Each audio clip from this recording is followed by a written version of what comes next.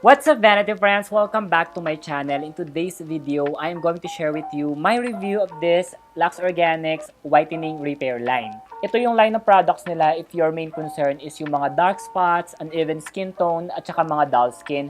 And isa nga sa mga claims nila is gentle yung kanilang mga products, yet effective talaga siya makapagpaputi. Disclaimer lang, this video is just based on my personal opinion and experience using the products. Kung meron po kayong ibang skin concern, it's still best to consult a dermatologist. And this video is in partnership with Luxe Organix. So let's start with the Luxe Organix Whitening Repair Gentle Foam Cleanser. And first thing na gustuhan ko sa kanya is yung kanyang packaging. It comes in a squeezable tube, sobrang hygienic and magdali lang mag-dispense ng product. I also like its active ingredients. Meron siyang kasamang niacinamide that can brighten dark pigmentation. Nakakontrol din po ng niacinamide yung sebum production of our skin. Tapos napapaganda rin niya yung ating skin texture. Mayaman din po sa antimicrobial properties ang niacinamide, so okay din siya if you have acne-prone skin. It also has licorice root extract na mayaman naman sa antioxidant na nakakapagpa-brighten ng ating skin. This product is also alcohol and paraben free, and free din po siya sa SLS or sodium lauryl sulfate na super harsh or drying for our skin. Usually makikita natin yung mga SLS sa mga sabong panlaba and mga detergents. Now, pagdating naman sa experience ko sa paggamit ng product na to, it does the job, as in it cleanses really well. Natanggal niya talaga yung mga excess makeup ko kahit hindi na ako nagdo-double cleanse. Pag ito yung ginagamit ko, talagang natanggal niya yung oil, pati yung makeup na natira sa aking face. And honestly, I was expecting it to be a little drying kasi nga usually yung common sa mga experience ko sa paggamit ng mga whitening products is medyo drying sila kahit pagdating sa cleanser. But surprisingly guys, hindi po siya nakaka-dry ng balat. Walang parang feeling banat yung skin mo after mong maghilamos. Although I must say na hindi siya moisturizing facial cleanser, so wag po tayong mag-expect na parang feeling moisturized yung ating skin after natin siyang gamitin. But the good thing is, hindi nga po siya drying. There is one thing that I don't like about this product is it contains fragrance, pero hindi naman ako masyadong nababother sa fragrance niya. First is because ang mga facial cleanser po is wash-off product naman sila, so hindi talaga sila, hindi siya nagtatagal sa ating skin, so less yung chance na ma-irritate yung ating balat. And upon checking the ingredients list, nasa dulo naman or nasa bottom part yung kanyang fragrance and lightly scented lang po siya. But still, that is something to watch out for kung meron po kayong hypersensitivity sa mga skincare na may fragrance. Next is the Luxe Organix Whitening Repair Essence Toner. First thing na nagustuhan ko dito is yung kanyang content or yung amount niya, kasi usually sa toner 80 to 100 ml lang. This product contains 150 ml, so super sulit siya. Now, yung active ingredients naman nito is same doon sa kanilang cleanser. This product contains niacinamide and licorice root extract, which I already explained sa inyo kung ano ba yung mga benefits nila. This product has a very watery or runny consistency, tapos ang bilis lang siyang ma-absorb ng ating skin.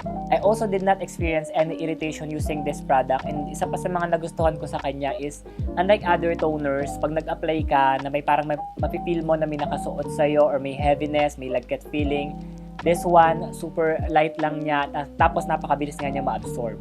And lastly, this product also contains fragrance. Next naman is the Luxe Organix Whitening Repair Serum. It comes with a bottle dropper, so super nice kasi super controlled mo yung pag-dispense ng product, tapos super hygienic din niya. Now, let's talk about its active ingredients, which make it the most or my most favorite among the entire line. This product contains 10% niacinamide, and for some, baka medyo matapang siya, so I highly recommend na bago nyo siya itry, mag-patch test po muna kayo para ma-make sure po na walang mangyayari sa atin na irritation. And yung pinaka-star ingredient na nagustuhan ko sa product na to is it contains tranexamic acid that is really effective para makapagpa-lighten ng mga dark pigmentation. So kung marami kang dark spots sa mukha, tatargeting talaga yan ng niacinamide tapos ng tranexamic acid. It also contains zinc, which is mayaman sa anti-inflammatory properties, so magbe-benefit dito yung mga taong acne-prone skin.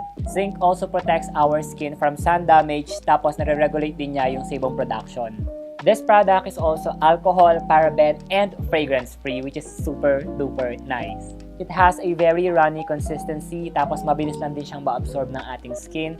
And initially, pagka-apply mo sa kanya, mafe-feel mo na nabigyan niya ng enough moisture yung skin, pero hindi siya malagkit and hindi rin siya heavy sa balat. Lastly, the Luxe Organix Whitening Repair with Moisturizer. And again, yung packaging niya super nice kasi pump bottle siya. And actually, the entire line, gusto ko yung packaging nila, very hygienic and easy to use. The product contains niacinamide and snail secretion filtrate na merong kakayanan mag-penetrate deep into our skin to stimulate collagen production. Yung snail secretion din po is mayaman siya sa antimicrobial properties, so okay din siya if you have acne-prone skin. And based naman sa experience ko, it does the job as in nakaka-moisturize siya ng ating skin, but ito yung mas nakakagulat na part. Di ba nasabi ko sa inyo kanina na yung serum pag in-apply mo na ma-moisturize niya yung skin pero hindi siya heavy. This one is even lighter knowing na moisturizer siya. For me, based on my experience, mas light pa to kaysa sa serum nila.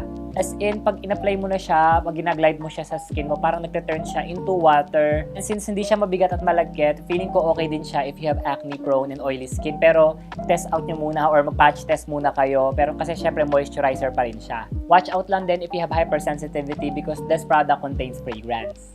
So yun lang guys. Now ito naman po yung overall thoughts ko about sa entire line. For me, personally, it's a very nice line kung yung main concern mo talaga is to treat dark spots tapos an even skin tone. Maganda yung mga active ingredients niya, talagang dedicated for those skin concern. And based on my experience naman, medyo nag-brighten naman po yung skin ko, although walang drastic change na talagang ang puti-puti na niya. Meron pa rin nakikitang mga unting dark spots, pero it's a good thing na nakitaan ko siya ng magandang improvement as in nag-work siya. Hindi rin ako naka-experience ng irritation or acne breakout sa kanya. In fact, ang lakas din niya talagang maka-fresh. Keep in mind guys, yung entire line nila is meron pong fragrance except doon sa serum. But the good thing is, the products are alcohol, paraben, and cruelty-free. Pagdating naman sa presyo ng mga product, for me hindi siya yung affordable pero hindi rin naman siya expensive. For me, sakto lang siya for its quality. I think reasonable naman yung presyo niya. All in all guys, based sa experience ko sa active ingredients, sa presyo, for me approve sa akin tong Luxe Organix Whitening Repair line. Try nyo na rin, kung may nakatry na sa inyo ng mga products or isa sa mga products na ni-review ko for today, comment nyo po sa baba experience nyo para makatulong po tayo sa iba. If ever you want to purchase yung mga products na pinakita ko sa inyo today, available po sila sa lahat ng Watsons and SM department stores nationwide. Available din po sila online sa Shopee and Lazada. Lalagay ko na lang po yung link sa description box. Maraming salamat my vanity friends. I hope you enjoyed our video for today. If you did, don't forget to like this video, subscribe, and turn on the notification bell. And follow me on all my social media channels, all at MJ Garcia Perez. At mag-join na rin po kayo sa ating private group sa Facebook, #VanityFriends. It's a community ng mga mahilig sa skincare and makeup. We already have more than 130,000 members. Pwede po kayo mag-post ng mga product reviews nyo dyan, mag-share ng skincare routine ninyo. Pwede rin po kayong magtanong, ang babait po ng mga members natin dyan. Maraming salamat my Vanity Friends. God bless as always and as usual, you guys are really awesome. Bye!